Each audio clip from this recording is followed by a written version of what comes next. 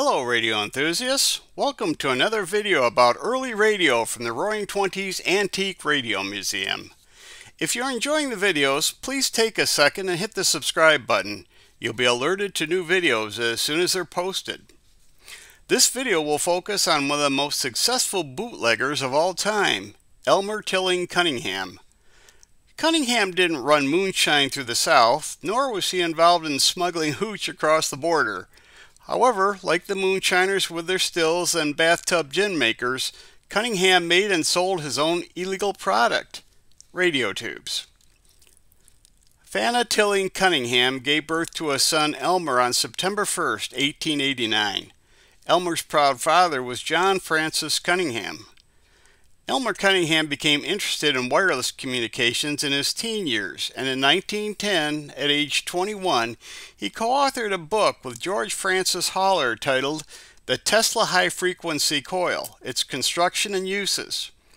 1 year later, in 1911, Haller and Cunningham would team up again and form the Haller-Cunningham Electric Company. They opened a radio parts store at 428 Market Street in San Francisco. They sold loose couplers, rotary spark gaps, and crystal detectors, among other items they would manufacture in a loft across the street from the store.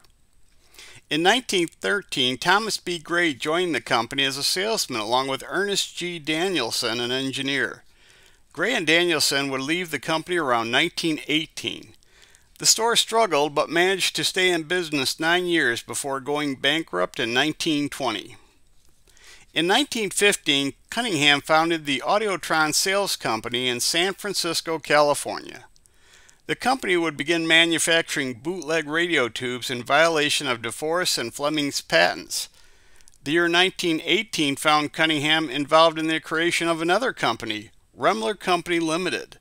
His partners in that endeavor were also Thomas B. Gray and Ernest G. Danielson.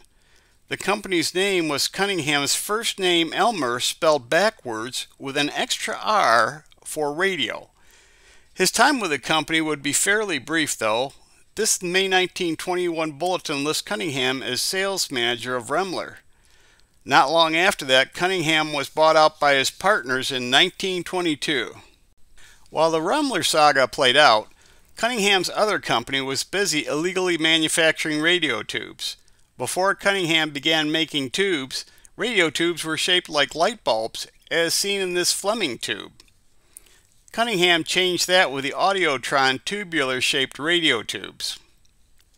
In February of 1916, DeForest filed suit against Audiotron for infringement of the DeForest patent. The lawsuit was settled and Cunningham's Audiotron company continued to manufacture and sell radio tubes until the following year. After the United States' entry into World War I, on April 6, 1917, all non-military tube manufacturing was shut down by the government.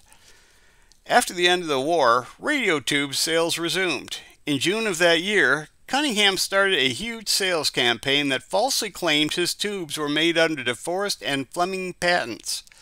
The other radio tube manufacturers on the West Coast started their own campaign, claiming the Cunningham tubes were illegal bootleg tubes. They were right, of course. Finally, in 1919, RCA took legal action against Cunningham's Audiotron Sales Company. Although RCA's claim to patent infringement was upheld, the judge's remedy in this case makes one wonder who actually won the case.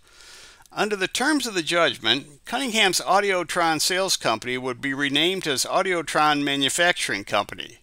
Cunningham would get permission to have his tubes licensed for 90 days and limited to 5,000 units, after which Cunningham would no longer manufacture tubes. After the 90 days, Cunningham would get a guaranteed minimum number of tubes each year at a 20% discount. Cunningham would select which type of tubes, and RCA would deliver them packaged in cartons selected by Cunningham, with the Cunningham name on them.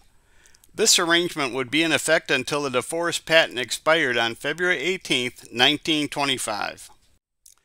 There's been various theories about how Elmer Cunningham received such a favorable outcome in RCA's lawsuit.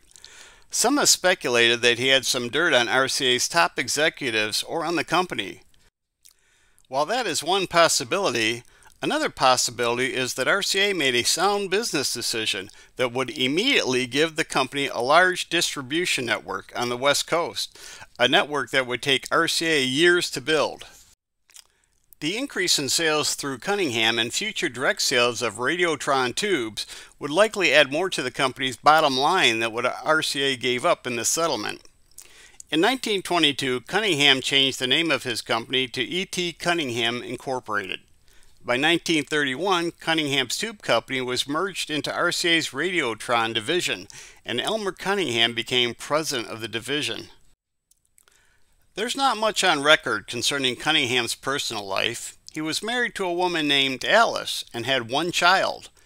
Elmer T. Cunningham died on July 14, 1965 in Monterey, California. Elmer T. Cunningham's ethics may have been questionable, but no one can deny his business savvy. He steered a criminal enterprise into a legitimate business and in the process acquired a lofty executive position at one of the premier radio companies in the world. Cunningham also made it certain that his name would not be forgotten. Not a bad ending for a bootlegger. That's it for this video. There will be more to come as we continue to investigate the early history of the world's first mass medium, radio. Thanks for watching.